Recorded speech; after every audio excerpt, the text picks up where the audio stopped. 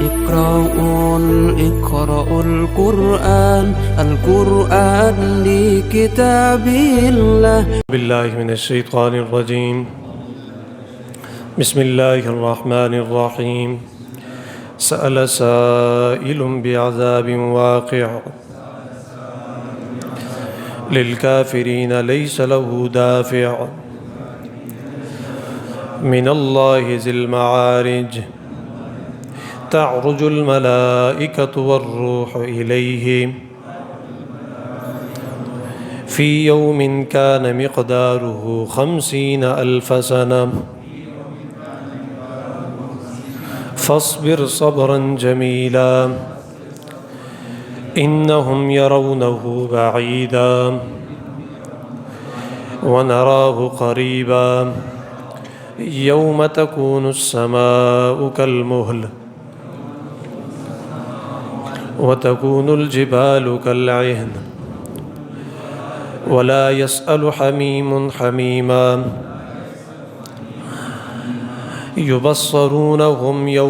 يبصرونهم يود المجرم لو يفتدي من عذاب يومئذ ببنيه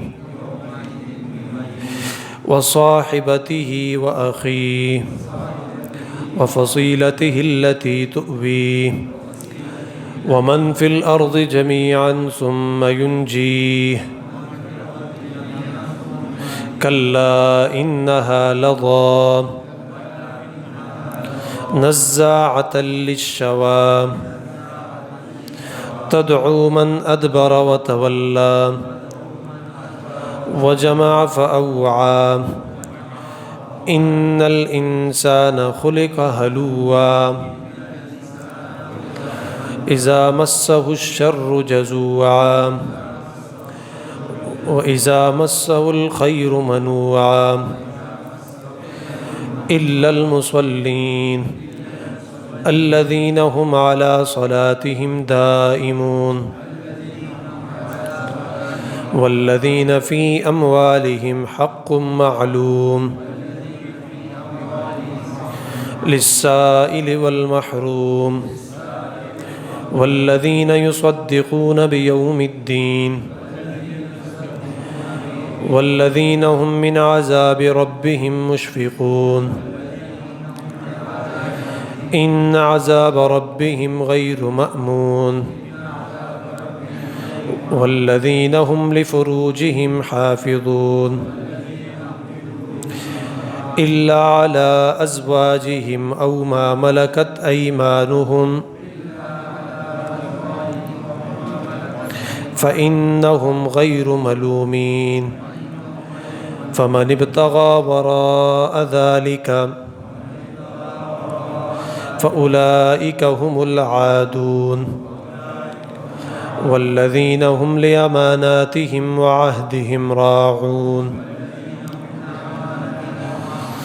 والذين هم بشهاداتهم قائمون والذين هم على صلاتهم يحافظون أولئك في جنات مكرمون. صدق اللہ العظیم. یہ سورۃ المعارج ہے اور یہ بھی مکی صورت ہے اور یہ سورہ حاقہ کے فوراً بعد نازل ہوئی. سورہ حاقہ 78ویں نمبر پر نازل ہوئی تھی اور یہ اس کے بعد نازل ہوئی. اور یہ ایسے زمانے میں نازل ہوئی کہ جب رسول اللہ صلی اللہ علیہ وسلم کا مکہ میں آخری دورانیہ تھا. پھر اس کے بعد رسول اللہ صلی اللہ علیہ وسلم نے ہجرت فرما لی. اور اس صورت میں ہی ہم پڑھ لیں گے کہ رسول اللہ صلی اللہ علیہ وسلم کو ہجرت کی پیشن گوئی دی جا رہی ہے کہ اب آپ کا یہاں رہنا ٹھیک نہیں ہے، اب یہاں سے آپ کوچ کر کے مدینہ چلے جائیں. تو اس کے اندر ہیں 44 آیات 44 اور 2 رکوع ہیں. وہاں پر سورہ حاقہ میں ہم نے یہ بیان کیا تھا کہ اس سورت کا مضمون بھی آخرت کا مسئلہ اس کا بیان ہے. وہاں پر بھی آخرت کے مسئلے کا بیان تھا، تو اس کا بھی جو مین موضوع ہے وہ یہی ہے کہ اس میں آخرت کے مسئلے کا بیان ہے۔ پھر دوسری بات یہ ہے کہ سورت میں قیامت کا تحقق، کہ قیامت صحیح ہے، حق ہے، حقیقت ہے، اٹل بات ہے، آ کر رہے گی، ایک تو اس مضمون کا بیان کیا گیا ہے۔ دوسرا یہ ہے کہ کفار کو جو سزائیں دی جائیں گی ان سزاؤں کا بیان ہے۔ کچھ اللہ کے محبوب بندے ہیں، لاڈلے بندے ہیں، انسان ایک جیسے نہیں ہوتے، اگرچہ انسانوں میں سے اکثر ایسے ہیں کہ جو نافرمان ہیں، لیکن کچھ ایسے ہیں کہ جو اللہ کو بڑے محبوب ہیں، وہ اللہ کے پیارے بندے ہیں۔ ان پیارے بندوں کی صفات اور ان کی خوبیاں، ان کا بیان بھی اس صورت میں ہے۔ تو یہی اس صورت کے بنیادی مضامین ہیں۔ اور بعض مفسرین نے لکھا ہے کہ یہ صورت ایک خاص پس منظر رکھتی ہے۔ اس سے پہلے ایک واقعہ ہوا تھا، اس واقعے کی وجہ سے پھر یہ صورت نازل ہوئی۔ دراصل مکہ میں رسول اللہ صلی اللہ علیہ وسلم نے جو زندگی گزاری ہے اور آپ صلی اللہ علیہ وسلم کے صحابہ نے جو زندگی گزاری ہے، یہ بڑی تکلیف کا زمانہ تھا۔ ابتداء میں تو بہت زیادہ تکلیف تھی، جو آدمی مسلمان ہو جاتا لوگ اس کے ساتھ سوشل بائیکاٹ کر لیتے، تعلق توڑ دیتے، ناطے توڑ دیتے، کاروبار چھوڑ دیتے، یہاں تک کہ اگر کسی کی کہیں پر رشتہ داری تھی، لوگوں کا تبادلہ ہوتا ہے، کسی کی بہن کسی کے گھر، کسی کی بیٹی اس کے گھر، تو لوگوں نے اپنی بیٹیوں کو طلاقیں دلوائی اور اپنے بیٹوں کو اس بات پر مجبور کیا کہ انہیں چھوڑ دو، گھر اجاڑ دیے صرف اس بات پر۔ جرم یہ تھا کہ لا الہ الا اللہ محمد الرسول اللہ، یہ کیوں پڑھتے ہو؟ تو مکے کا جو دورانیہ تھا یہ بڑا ہی تکلیفوں والا اور پریشانیوں والا دورانیہ تھا۔ تو وہاں پر بڑے منہ پھٹ قسم کے کافر بھی تھے، جن میں سر فہرست ابو جہل ہے، اسی طرح ابو لہب ہے، عقبہ ہے، اسی طرح ایک اور تھا جس کا نام تھا نضر بن حارث، یہ بڑا مالدار آدمی تھا۔ تو یہ معاشرے کی ایک خرابی بھی ہے کہ مالدار آدمی اگرچہ اخلاقی اقدار اس کی کتنی ہی گری ہوئی ہوں، لیکن لوگ اسے شاباش دیتے رہتے ہیں، تھپکیاں دیتے رہتے ہیں، سلوٹ مارتے رہتے ہیں کہ اچھا آدمی ہے، چلو اور کچھ نہیں ہے تو مال تو ہے نا اس کے پاس۔ تو اس زمانے میں بھی یہ تھا۔ وہ رسول اللہ صلی اللہ علیہ وسلم کی مجلس میں آتا جاتا تھا، اور اکثر رسول اللہ صلی اللہ علیہ وسلم کی مجلس میں اس نے اپنے کارندے بٹھائے ہوتے تھے۔ جب رسول اللہ صلی اللہ علیہ وسلم قیامت کا ذکر کرتے اور یہ فرماتے کہ میں اللہ کا رسول ہوں، جو باتیں میں کرتا ہوں یہ برحق ہیں، یہ کوئی مذاق نہیں ہے، ڈھکوسلے نہیں ہے، کوئی ڈرامہ نہیں ہے، بلکہ یہ حقیقت پر مبنی باتیں ہیں۔ تو ایک دن یہ حارث بن نضر بھی اس مجلس میں بیٹھا تھا، نضر بن حارث بھی وہاں پر بیٹھا تھا، اور عرض کرنے لگا اللہ کے رسول صلی اللہ علیہ وسلم کی خدمت میں، منہ پھٹتا بدمعاش کہنے لگا کہ اگر قیامت برحق ہے تو اگر میں قیامت کا انکار کر دوں تو کیا ہو جائے گا؟ رسول اللہ صلی اللہ علیہ وسلم نے فرمایا عذاب آئے گا۔ تو کہنے لگا کہ عذاب کب آئے گا؟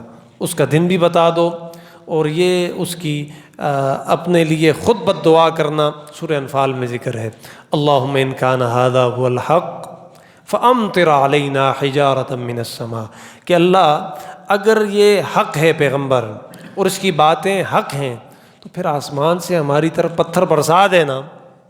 تو ایسے ہی ہوا۔ اس موقع پر حضرت جبریل فوراً اترے، رسول اللہ صلی اللہ علیہ وسلم کو اللہ کا یہ پیغام پہنچایا۔ وہ پیغام کیا ہے اب آپ پڑھیں گے تو انشاءاللہ آپ کو سمجھ آئے گا۔ اللہ فرماتے ہیں سأل سائل، ایک سوال کرنے والا سوال کرتا ہے، بعذاب واقع، ایک ایسے عذاب سے متعلق کہ جو واقعہ ہونے والا ہے، قیامت کو ڈرامہ سمجھتا ہے نضر بن حارث۔ للکافرین لیس لہ دافع، تو کافروں کے لیے پھر وہاں پر کوئی بچاؤ کا ذریعہ نہیں ہوگا، کوئی بچانے والا نہیں ہوگا۔ للکافرین، کافروں کے لیے اس عذاب سے پھر لیس لہ دافع، کوئی بچانے والا نہیں ہوگا۔ قیامت سے تو پناہ مانگی جاتی ہے، عذاب سے پناہ مانگی جاتی ہے۔ اس بدبخت کو دیکھو کہ خود عذاب مانگتا ہے۔ من اللہ ذی المعارج، وہ اللہ کی طرف سے آئے گا، ذی المعارج، جو چڑھنے کے تمام رستوں کا مالک ہے۔ اور اس سورت کا نام بھی سورہ معارج اس لیے ہے، یہاں سے یہ لفظ اٹھایا ہے معارج، اور اس پوری صورت کا نام رکھ دیا سورۃ المعارج۔ معارج یہ معراج کی جمع ہے، معرجن، اسی طرح معراج بھی ہے، معراج یہ سیڑھی کو کہتے ہیں، زینے کو کہتے ہیں، درجوں کو کہتے ہیں۔ تو آسمان پہ چڑھنے کے لیے ایک رستہ ہے جسے ہم نہیں سمجھ سکتے، اس لیے کہ ہم آسمان پہ چڑھتے نہیں ہیں۔ تو جو مخلوقات آسمان میں جاتی ہیں تو یہ اپنی مرضی کے مطابق نہیں جاتی کہ جو جدھر گیا اور ادھر سے اوپر آسمان کو پہنچ گیا۔ ہر مخلوق کا، بلکہ فرشتوں میں سے بھی ہر فرشتے کا اپنا رستہ ہے۔ بلکہ آج کل کی زمانے میں یہ بات سمجھنا کوئی مشکل نہیں ہے کہ یہ جو فضائی رستے ہوتے ہیں، جہاز اپنی مرضی سے تو نہیں جا سکتا، اس کا پورا ایک روٹ میپ ہوتا ہے، جہاں سے اس جہاز کو گزرنا ہوتا ہے تو وہاں سے گزرتا ہے۔ اگر پاکستان کی حدود سے کوئی ایسی ایئر لائن کہ جو پاکستان کی نہیں ہے وہ گزرتی ہے تو اس کو اس کا ٹیکس ادا کرنا ہوتا ہے۔ تو جس فضاؤں کے اندر رستے ہیں، تو اللہ فرماتا ہے من اللہ ذی المعارج، وہ اللہ کی طرف سے آئے گا عذاب، ذی المعارج کہ جو چڑھنے کے تمام رستوں کا مالک ہے، وہاں اوپر سے بھیجے گا، فرشتے عذاب لے کے آئیں گے۔ تعرج الملائکۃ، چڑھتے ہیں فرشتے، والروح الیہ، اور روح القدس بھی، روح القدس سے مراد حضرت جبریل ہیں۔ اور فرشتوں کا آسمانوں پہ چڑھنا اور اترنا یہ بھی کوئی ایسی بات نہیں ہے کہ مسلمانوں کے لیے عجیب بات ہو۔ آپ پڑھتے ہیں کہ فرشتے جنہیں کرامن کاتبین کہا جاتا ہے، جو ہر انسان کے کاندھوں پر اللہ نے بٹھائے ہوئے ہیں، یہ فرشتے دن میں 2 مرتبہ بدلتے ہیں، فجر کے وقت اور عصر کے وقت۔ فجر کو یہ آ جاتے ہیں دن والے، اور پھر عصر کو آ جاتے ہیں رات والے۔ اور حدیث آپ نے سنی ہوگی کہ اللہ پوچھتے ہیں کہ میرے بندوں کو کیسے چھوڑ کے آئے، کیسا پایا، حالانکہ اللہ کو پتہ ہے کہ بندے کیا کرتے ہیں، لیکن پھر بھی اللہ پوچھتے ہیں فرشتوں سے۔ تو جو لوگ نماز میں کھڑے ہوتے ہیں فجر کی، عصر کی، فرشتے کہتے ہیں باری تعالیٰ آپ کا بندہ فجر کی نماز میں تھا، میں اس حالت میں چھوڑ کے آیا ہوں، عصر کی نماز پڑھ رہا تھا، اس حالت میں چھوڑ کے آیا ہوں۔ تو تعرج الملائکۃ، فرشتے چڑھتے ہیں۔ تو اس لیے کوشش کرنی چاہیے کہ آدمی جماعت کی نماز کے ساتھ نماز پڑھے۔ نماز ہو جاتی ہے انفرادی اکیلے میں بھی، لیکن جماعت کے ساتھ جو آدمی نماز پڑھتا ہے اس نماز کے بہت سارے فائدے ہیں۔ ایک تو یہ فائدہ ہے کہ جماعت ہے، گٹھ ہے، لوگ ہیں، اگر میری قبول نہیں ہے تو کسی اور کی قبول ہے، اس کی وجہ سے قبول ہو جاتی ہے۔ پھر جب یہ وَلَضَّالِّينَ کہتا ہے امام، اور آپ سارے پیچھے ہلکی آواز میں، اونچی آواز میں نہیں، ہلکی آواز میں آپ کہتے ہیں آمین۔ فرشتوں کی آمین کے ساتھ جس کی آمین مل جاتی ہے، اللہ اس کے لیے مغفرت کے اور بخشش کے فیصلے کر دیتے ہیں۔ بہت بڑے امام ہیں، ایک امام قدوری، ہمارے درس نظامی میں ان کی کتابیں پڑھائی جاتی ہیں، ان کی کتاب پڑھائی جاتی ہے جس کو قدوری شریف کہتے ہیں۔ ان سے ایک مرتبہ جماعت کی نماز قضا ہوگی، اور یہ آپ کو معلوم ہے کہ جماعت کی نماز اور انفرادی نماز ان میں اتنا فرق ہے کہ انفراداً اگر آدمی نماز پڑھے تو اسے 1 نماز کا ثواب ملے گا، اور جماعت کے ساتھ پڑھے تو 25 یا 27 نمازوں کا ثواب ملے گا۔ تو انہوں نے وہ اس کا اعادہ کیا، یعنی 27 پڑھوں گا اور 25 پڑھوں گا تاکہ وہ جماعت کی نماز کے ساتھ برابر ہو جائے۔ غیب سے عاطف نے آواز دی، غیب سے آواز آئی نا، اللہ نے کہا کہ ٹھیک ہے تم نے 1 کے بدلے 25 یا 27 تو پڑھ لی، لیکن وہ جب امام وَلَضَّالِّينَ کہتا ہے، آمین کہتا ہے، مقتدیوں کی آمین جب فرشتوں کی آمین کے ساتھ ملتی، وہ آمین کہاں سے لاؤ گے؟ تو جماعت کے ساتھ نماز پڑھنے کے بہت سارے فائدے ہیں، ویسے بھی توجہ برابر ہوتی ہے۔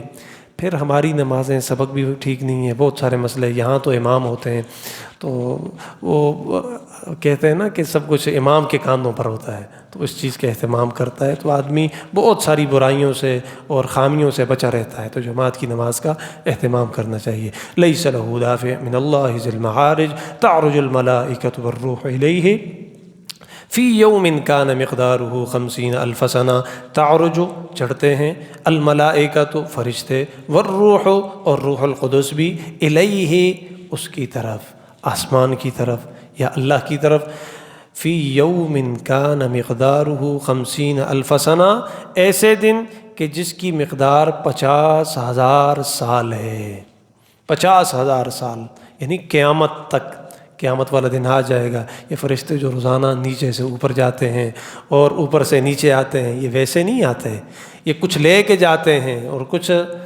دے کے جاتے ہیں، کچھ نہ کچھ تو ہوتا ہے نا۔ تو یہ کس دن کے لیے ہوتا ہے؟ قیامت کے دن کے لیے ہوتا ہے۔ اور قیامت کا دن کتنا ہوگا؟ 50,000 سال کے برابر ہوگا۔ اب آپ کہیں گے کہ قرآن میں دوسری جگہ اللہ فرماتے ہیں کہ قیامت کا ایک دن تو 1,000 سال کے برابر ہوتا ہے، 50,000 اور 1,000 یہ تو بہت بڑا فرق ہے، تفاوت ہے۔ تو علماء نے اس کے جواب میں لکھا ہے کہ وقت جو ہوتا ہے نا، وقت، اس کی مثال ربڑ کی طرح ہے، اس کو جتنا کھینچے آدمی تو کھنچتا ہے۔ تو قیامت والے دن یہ جو کافر ہوں گے تو کافروں کے لیے وہ ایک دن 50,000 سال کے برابر ہوگا، اور جو ہلکے کافر ہوں گے ان کے لیے وہ دن 1,000 سال کے برابر ہوگا، اور جو مومن ہوں گے ان کے لیے کتنا ہوگا؟ جتنا کہ ایک نماز کا یا ایک دن کا وقفہ ہوتا ہے، بس اتنا سا وہ وقت ہوگا۔ تو اس کی مثال ایسی ہے کہ جس طرح آج کل سردیاں شروع ہیں تو 11 گھنٹے کی بھی رات ہوتی ہے، جو آدمی آرام سے سو جائے اور ٹائم سے سو جائے تو 11 گھنٹے کی رات، اور صحت مند آدمی ہو وہ سوئے رات کو اور صبح نماز کے لیے اٹھے، تو اس سے اگر کوئی پوچھے کتنا سوئے ہو، کہ یار میں نے تو صرف نیند کی ہے، اور جو دوسرا بیمار ہو اس کو صرف آدھا گھنٹہ نیند آئے تو وہ کہے گا کہ یار یہ رات گزرتی نہیں ہے، اور دوسرا کہتا ہے رات چھوٹی ہے، 11 گھنٹے نیند کر کے بھی کہتا ہے چھوٹی ہے، اور بیمار ہے، بوڑھا ہے، صحت ٹھیک نہیں ہے، اس کے لیے وہ آدھا گھنٹہ، 1 گھنٹہ، وہ بھی پورا 50,000 سال جتنا ہے۔ فی یوم کان مقدارہ 50,000 سنۃ، ایسے دن کے لیے یہ اعمال اوپر لے کے جاتے ہیں نا فرشتے، جس دن کی مقدار ہوگی 50,000 سال۔ فاصبر، اب آپ صلی اللہ علیہ وسلم لازمی بات ہے پریشان ہوتے تھے کہ میں نے قرآن پڑھ کے سناؤں اور یہ میرا مذاق اڑائیں اور کہیں کہ 50,000 سال اور 1,000 سال، اور یہ کیا ہوتا ہے؟ ایک دن بھی کبھی 50 کے برابر ہوا ہے؟ فاصبر، اللہ کہتے ہیں آپ صبر کیجئے، لیکن کیسا صبر؟ صبراً جمیلاً، خوبصورت صبر۔ ان کی باتوں کے اوپر آپ بالکل اپنے کان نہ رکھیں، انشاءاللہ فتح آپ کی ہوگی، کامیابی آپ کو ملے گی۔ انہم یرونہ بعیدا، یہ لوگ تو اسے دور سمجھ رہے ہیں نا کہ قیامت کب آئے گی، وہ جب آئے گی تو بتا کر نہیں آئے گی۔ ونراہ قریبا، اور ہم اسے دیکھ رہے ہیں قریب سے، یہ تو کہتے ہیں نا دور ہے، لیکن وہ بڑی قریب ہے۔ اب آگے قیامت کے دن کے احوال، کہ قیامت والے دن کیا کیا ہوگا، اللہ فرماتے ہیں وہ بڑا ہی خطرناک دن ہے، اس سے اللہ کی پناہ مانگو۔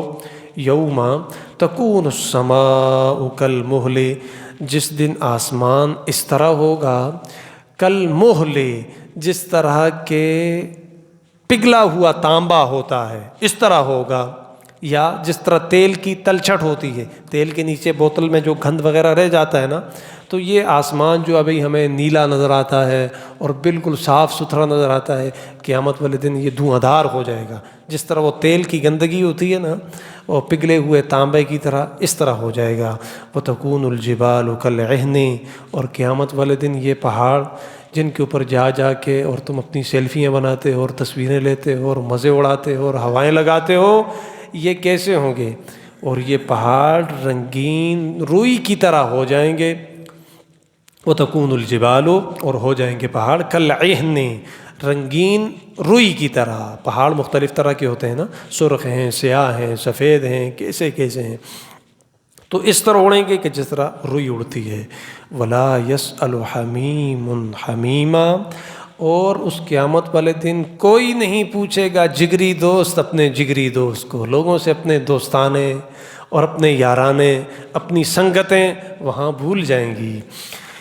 یبصرونہم، حالانکہ وہ ایک دوسرے کو دیکھ رہے ہوں گے، ان کو دکھا دیا جائے گا کہ یہ ہے تمہارا دوست ہے نا، دنیا میں تم اس کے ساتھ بیٹھتے تھے، یہ تمہارا سنگی ہے، تمہارا دوست ہے، یار ہے تمہارا، اس نے تمہارے ساتھ 50 سال 60 سال گزارے، لیکن یہ کہے گا کہ اپنا کام کرے دوست، یہ دوست یہاں پہ نہیں چلیں گا۔ یود المجرم، اس دن مجرم یہ پسند کرے گا، یود پسند کرے گا مجرم آدمی، لو یفتدی من عذاب یومئذ ببنی، اگر فدیے کے طور پر مجھ سے میرا بیٹا لے لیا جائے اور بدلے میں مجھ سے اس عذاب کو دور کر دیا جائے تو کوئی مسئلہ نہیں ہے، میرا بیٹا لے لو، لیکن یہ مصیبت میرے سر سے ہٹا دو۔ حالانکہ بیٹوں کے لیے لوگ اپنے آپ کو کتنا ذلیل اور خوار کر دیتے ہیں، والدین کیا سے کیا نہیں کرتے دنیا میں، لیکن قیامت کی ہولناکی اتنی زیادہ ہوگی کہ وہاں پر اپنی اولاد کی کوئی فکر نہیں ہوگی۔ لوگ اس طرح بھاگیں گے کہ اپنا کام کرے بیٹا، میں بچ جاؤں، وصاحبتہ، اور اپنی بیگم، اپنی بیوی، جس کے لیے آدمی کیا سے کیا کرتا ہے، وہ اخیہ، اور اپنے بھائی سے اس طرح بھاگے گا کہ بھائی کو لے لو، بیوی کو لے لو، بچوں کو لے لو، بیٹوں کو لے لو، لیکن مجھے عذاب اپنی لپیٹ میں نہ لینا۔ وفصیلتہ التی تؤوی، اور اپنا پورا خاندان، التی تؤوی، وہ کہ جو اسے پناہ دیتا تھا۔ جب مصیبت آتی تھی، چچا کے بیٹے، ماموں کے بیٹے، خالاؤں کے بیٹے، بھائی اور سارے بھتیجے بھانجے، یہ ہمارا ماموں ہے، یہ ہمارا چچا ہے، یہ ہمارا چچا زاد ہے، یہ میرا بھائی ہے، فلاں ہے، یہ ہے، وہ ہے، لیکن یہ سارے پیچھے بھاگ جائیں گے اور یہ کہے گا کہ ان سب کو لے لو، مجھے چھوڑ دو۔ تو کیوں نہ آدمی اس دن سے پہلے اللہ سے صلح کر دے کہ اللہ کے حضور جب وہاں جائے نا تو اللہ شان سے اس بندے کا استقبال کریں کہ کافروں اپنا کام کرو، یہ وہ بندہ ہے کہ جس نے سارے بندوں کو مجھ سے روٹ کر مجھ رب کو راضی کیا ہے۔ ہاں، سب کو اس نے ناراض کیا ہے، ناراض ہوتے تو ہوں لیکن اللہ ہم سے ناراض نہ ہو۔ یہ بندہ دو عالم سے خفا میرے لیے ہے نا، اللہ کہیں کہ یہ سارے لوگوں سے خفا ہے اس لیے کہ میں رب راضی ہو جاؤں، اس کی مجھے آہ و بھگت کرنے دو، مہمان نوازی کرنے دو، اس کا استقبال کرنے دو۔ تو یہ سب کچھ کرنے کے لیے دنیا ہے نا، دنیا میں آدمی اللہ سے صلح کرتے۔ وفصیلتہ التی تؤوی، ہاں اتنا نہیں، ومن فی الارض جمیعا، پھر کہے گا جو کچھ بھی ہے زمین میں یہ سب کا سب لے لو، ثم ینجی، لیکن اس کے بدلے میں مجھے چھوڑ دو، مجھے کچھ نہ کہنا۔ کلا، اتنے میں آواز آئے گی، اللہ فرمائیں گے لیکن ہرگز ایسا نہیں ہوگا، انہا لظیٰ، یہ تو آگ ہے جو بھڑک چکی ہے، اب اس کے اندر تمہیں پھینکا جائے گا، نزاعۃ للشویٰ، جو کہ کھال اتار لے گی، اتنی سخت آگ ہوگی۔ اور یہ ہم پڑھ چکے ہیں کہ جب ان جہنمیوں کو جہنم کی آگ لگے گی تو اس کا صرف ایک جھونکا لگنے سے، وہ جو گرم ہوا ہوتی ہے گرمیوں میں، بائک پہ آدمی جاتا ہو یا باہر پھرتا ہو، ایک گرم سا جھونکا آتا ہے ہوا کا، تو جب اس کے منہ کے اوپر لگے گا تو اس کا چمڑا اتر کے یشفی الوجوہ، سارا اس طرح نیچے آ جائے گا، اتنی گرم ہوا ہوگی وہ۔ تو نزاعۃ للشویٰ، جو کھال اتار لے گی اس کی، تدعو من ادبر وتولی، وہ آگ اس شخص کو بلائے گی کہ جو پیٹھ پھیر کر اور منہ دکھا کر دنیا میں اللہ کو اور اللہ کے دین کو جایا کرتا تھا، وہ آگ اس کو بلائے گی کہ آؤ، قریب آؤ، میں تو تمہارے لیے بڑکائی ہوئی ہوں، میں تو تمہارے لیے تیار کر کے رکھی گئی ہوں۔ وجمع فأوعى، اور اس نے مال کو جمع کیا ہوگا، فأوعى، اور اس نے سمیٹ کر رکھا، مال کو جمع کیا اور سمیٹ کے رکھتا رہا، بس گنتا رہا، اوپر وہ ربڑ بینڈ ڈال کے ادھر رکھتا رہا، پھر گنتا رہا، پھر رکھتا رہا، پھر گنتا رہا، پھر رکھتا رہا۔ ان الانسان خلق ہلوعا، یہ مال کا اللہ سے طلب کرنا یہ کوئی گناہ والا معاملہ نہیں ہے، گناہ نہیں ہوتا، آدمی کو اللہ سے مال مانگنا بھی چاہیے۔ مال، وہ مال اللہ کے ہاں قابل نفرت ہے کہ جس مال میں سے پھر بندہ اس کے حقوق نہ ادا کرے، اس کو صرف اپنا کارنامہ سمجھے کہ میں ہنرمند تھا اور میں قابل تھا اور میں ایسا تھا، ذہین تھا، فتین تھا، یہ مال مجھے ملا۔ اور جو شخص کے مال اللہ سے مانگے اور مال کے حقوق ادا کرے، یعنی اس میں اگر مال اچھی چیز نہ ہوتی تو اللہ اس میں زکوٰۃ مقرر نہ کرتے، فطرانہ نہ ہوتا، قربانی نہ ہوتی، حج نہ ہوتا، تو یہ ساری مالی عبادتیں ہیں نا۔ تو اس کا مطلب یہ ہے کہ مال اپنی ذات میں، یعنی جو حقیقت میں مال بری چیز نہیں ہے، جب مال اچھی جگہ پہ نہ لگے پھر یہ مال برا ہے۔ وجمع فأوعى، اور مال کو جمع کیا ہوگا اور اس کو وہ سمیٹ کر رکھتا ہوگا نا، وہ مال بھی سب کچھ پیچھے رہ جائے گا۔ ان الانسان خلق ہلوعا، اللہ فرماتے ہیں حقیقت یہ ہے کہ انسان ایسا ہے کہ یہ بہت کم حوصلہ ہے، کم حوصلہ پیدا کیا گیا ہے۔ وہ کیسے؟ اللہ فرماتے ہیں سنو، اذا مسہ الشر جزوعا، جب اس سے کوئی تکلیف پہنچتی ہے تو فوراً گھبرا جاتا ہے اور پھر اپنا سر پیٹتا ہے، اپنے گالوں کو مارتا ہے، گریبان پھاڑتا ہے، اور ایک کے آگے واویلا، دوسرے کے سامنے واویلا، دیکھو نا یار، ہم نمازیں بھی پڑھتے ہیں، ہم زکوٰۃ بھی دیتے ہیں، ہم یہ بھی کرتے ہیں، ہم تبلیغ میں بھی جاتے ہیں، ہم مسجد میں بھی بیٹھتے ہیں، میں اشراق کی نماز بھی پڑھتا ہوں، تہجد کے لیے بھی اٹھتا ہوں، لیکن پھر بھی ہمارے گھر میں معشوم نہ خکیگی ہو، دیکھو یہ میری بیوی ٹھیک نہیں ہوتی ہو، یہ ٹھیک نہیں ہوتا، یہ ٹھیک نہیں ہوتا۔ ان الانسان اذا مسہ الشر جزوعا، جب اسے کوئی تکلیف پہنچتی ہے نا تو بہت زیادہ گھبرا جاتا ہے، حالانکہ یہ نہیں دیکھتا کہ اس کے پیچھے کتنی نعمتیں اور ہیں۔ تیرا صحیح سالم جسم، یہ بچہ جو تجھے ملا ہے اگر بیمار ہو چکا ہے، اس کا ملنا کتنی بڑی نعمت ہے۔ حدیث میں آتا ہے، آپ صلی اللہ علیہ وسلم نے فرمایا کہ جب اللہ کسی بندے سے راضی ہوتے ہیں نا، خیر کا معاملہ کرتے ہیں، تو اس کے اوپر تکلیف ڈال دیتے ہیں کہ اب یہ تکلیف میں کتنا صبر کرتا ہے، اس کا امتحان ہوتا ہے۔ عام حالات میں اللہ سے تکلیف مانگنی نہیں چاہیے، اگر آ جائے اوپر سے اللہ کی طرف سے تو پھر اسے سہنا چاہیے، برداشت کرنا چاہیے، من جانب اللہ سمجھنا چاہیے کہ اللہ نے اسے بھیجا ہے۔ اذا مسہ الشر جزوعا، انسان بہت کم حوصلہ اس لیے ہے کہ جب اسے تکلیف پہنچتی ہے نا تو بڑا جلدی گھبرا جاتا ہے۔ وَإِذَا مَسَّهُ الْخَيْرُ مَنُوعًا، اور جب اس کے پاس خوشحالی آتی ہے، خیر آتی ہے، مال آتا ہے، منوعا، تو بخیل بن جاتا ہے۔ جب ہوتا کچھ نہیں ہے پھر تو کہتا ہے یہ کروں گا اور یہ کروں گا اور وہ کروں گا، جب آ جاتا ہے نا تو پھر بخیل بن جاتا ہے، پھر اس کو اپنا کمال سمجھتا ہے کہ یہ تو میں نے ایسے کیا، اتنے پیسے اتنے پیسوں کے ساتھ جوڑے، یہاں اپنا دماغ یہاں لگایا اور وہاں سے اپنا آئیڈیا اس کے ساتھ شیئر کیا، اس کو ایسے بتایا۔ یہ نہیں کہتا کہ اللہ نے مجھ پر فضل کیا تو اب اس میں بہت سارے لوگوں کے حقوق وابستہ ہیں، یہ نہیں کہتا۔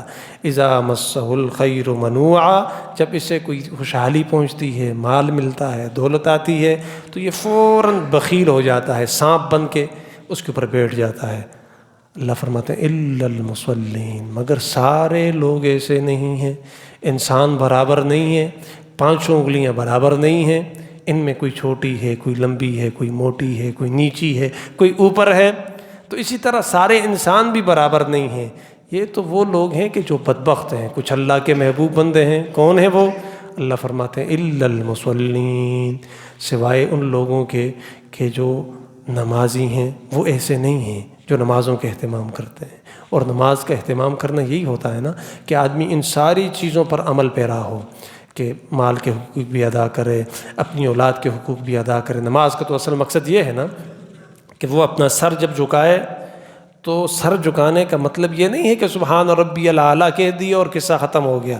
سبحان ربی الاعلیٰ کہنے کا مطلب یہ ہے کہ اللہ آپ کا جو حکم بھی ہے اور جب بھی ہے، اس میں کوئی تعامل نہیں کروں گا، کبھی پیچھے نہیں ہٹوں گا۔ آپ کہیں سر دو تو سر ہاتھ پہ رکھ کے آپ دین کے لیے قربان کروں گا۔ آپ مال مانگیں گے، مال دوں گا، جان مانگیں گے، جان دوں گا۔ آپ کی طرف سے تکلیف آئے گی تو اسے تکلیف کو برداشت کروں گا، اور اگر آپ کی طرف سے کوئی سہولت اور آسانی آئے گی تو اس کو بھی بڑے طریقے سے میں نمٹاؤں گا۔ الا المصلین، یہ ہے نماز کا اصل فلسفہ۔ الا المصلین، کہ مگر جو نمازی ہیں وہ ایسے نہیں ہیں۔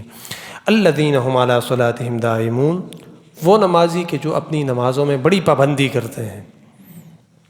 یہ نہیں کہ ایک جمعہ نماز پڑھی اور پھر اگلے جمعے کا انتظار کریں، اور پھر ایک عید پہ آیا اور اگلی عید پہ آیا، تو یہ نہیں ہے کہ پھر جمعے کی نمازیں ہم پڑھیں اور ساری نمازیں چھوڑ دیں۔ نمازیں پڑھنی ہیں ساری۔ الا المصلین الذین هم علی صلاتہم دائمون، نماز کی پابندی کرتے ہیں۔ والذین هم فی اموالہم حق معلوم، اور جن کو ہم نے مال دیا ہے نا، یہ لوگ بھی ایسے نہیں ہیں۔ مال ہم نے دیا ہے لیکن ان کے مال میں ایک متعین حق ہے، حق معلوم، صرف ان کا نہیں ہے، اس میں بہت سارے لوگوں کے حقوق شامل ہیں۔ اس میں یہ جو مال تمہارے ہاتھ میں آیا ہے، کتنے ہاتھوں سے گزر کر آیا، اب اس پہ بہت سارے لوگوں کا حق ہے۔ للسائل، سوال کرنے والوں کا بھی حق ہے، جو سوال کرتے ہیں، منہ سے مانگتے ہیں، ہاتھ پھیلاتے ہیں، یا نظروں سے ایسے کرتے ہیں، یا چال ایسی چلتے ہیں، یا کوئی ایسا قال ایسا بولتے ہیں، تم ان کو دیتے ہو، ان کا حق بھی ہے۔ والمحروم، اور ان کا حق بھی ہے کہ جو سوال نہیں کرتے ہیں۔ بہت سارے لوگ معاشرے میں دیکھ لینا چاہیے۔ لوگ دیکھا دیکھی کرتے ہیں نا کہ بس جس کے جو سوال کر دے اس کو دے دیتے ہیں، اور جو سوال نہ کرے اس کو نہیں دیتے۔ لوگوں کو دیکھنا چاہیے، چھان بین کر کے دینا چاہیے کہ بہت سارے ایسے لوگ جن کو ہم سفید پوش کہتے ہیں، وہ اپنی غیرت کا سودا نہیں کرتے، بھوکے سو جاتے ہیں لیکن کسی سے یہ نہیں کہتے کہ مجھے دو۔ ایسے لوگ زیادہ مستحق ہوتے ہیں۔ تو خیر للسائل، سوال کرنے والوں کو بھی، والمحروم، اور جو سوال نہیں کرتے۔ ایسے معاملات اکثر رشتہ داروں میں ہوتے ہیں۔ رشتہ دار اپنی رشتہ داری کی وجہ سے اکثر اپنے رشتہ دار، مالدار رشتہ دار کے سامنے سوال نہیں کرتے، کیونکہ کل کو پھر یہ کیش کرتے ہیں نا، لوگ کہتے ہیں تم جب غریب تھے ہم تمہیں دیا کرتے تھے نہ۔ خود اس طرح چھان بین کر کے انسان کے اوپر اپنے خاندان کے حالات چھپے نہیں ہوتے، تو ان کو دینا چاہیے، پھر کہیں دور کے باہر کے لوگوں کو دینا چاہیے۔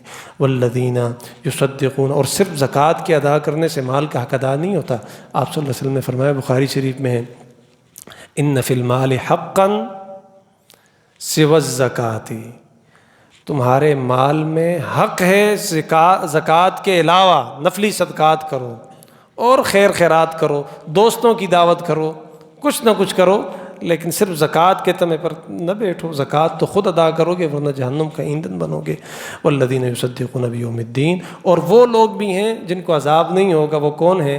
جو روز جزا کو برحق مانتے تھے کہ مرنے کے بعد دوبارہ زندہ ہونا ہے، وہ بھی جہنم میں نہیں جائیں گے۔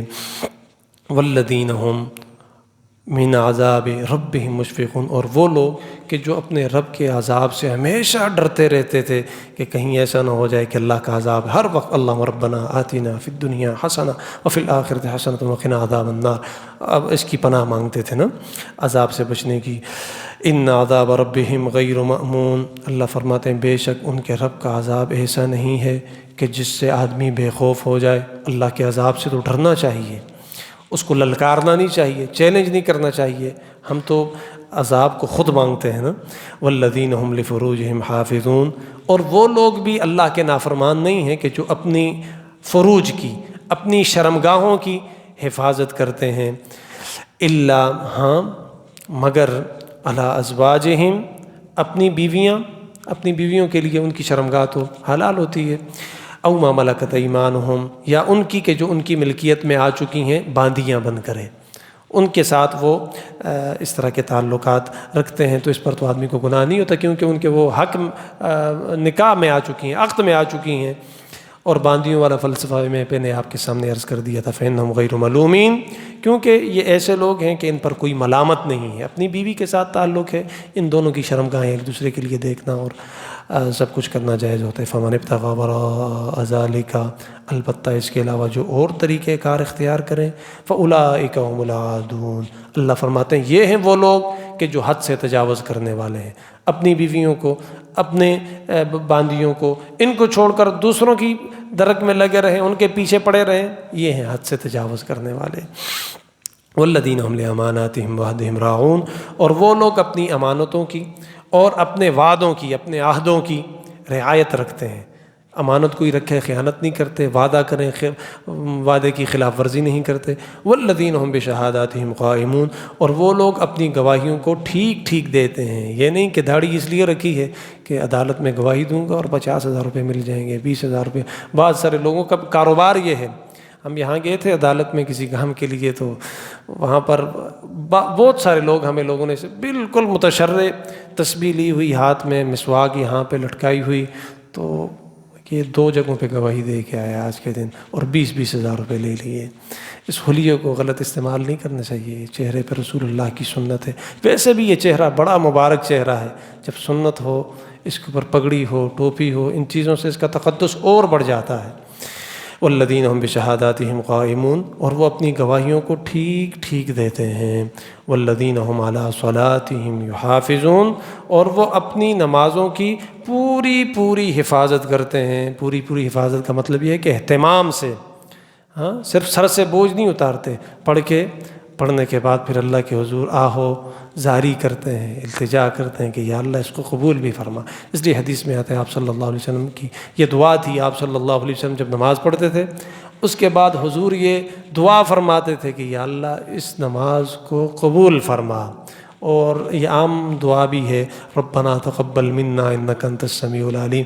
یہ دعا کی قبولیت کی دعا ہے، دعا کر لی، پھر اب اس دعا کو قبول کروانے کی دعا یہ ہے، ربنا تقبل منا انک انت السمیع العلیم والذین هم علی صلاتهم حافظون، اور وہ لوگ کہ جو اپنی نمازوں کی پوری طرح حفاظت کرنے والے ہیں، اولئک، یہی تو وہ لوگ ہیں، فی جنات مکرمون، کہ جو جنتوں میں عزت کے ساتھ رہیں گے، جنتیں ان کا انتظار کر رہی ہیں۔ اللہم ربنا آتنا فی الدنیا حسنہ وفی الآخرۃ حسنۃ وقنا عذاب النار۔ صلی اللہ تعالی علیہ وآلہ آلہ وصحبہ اجمعین۔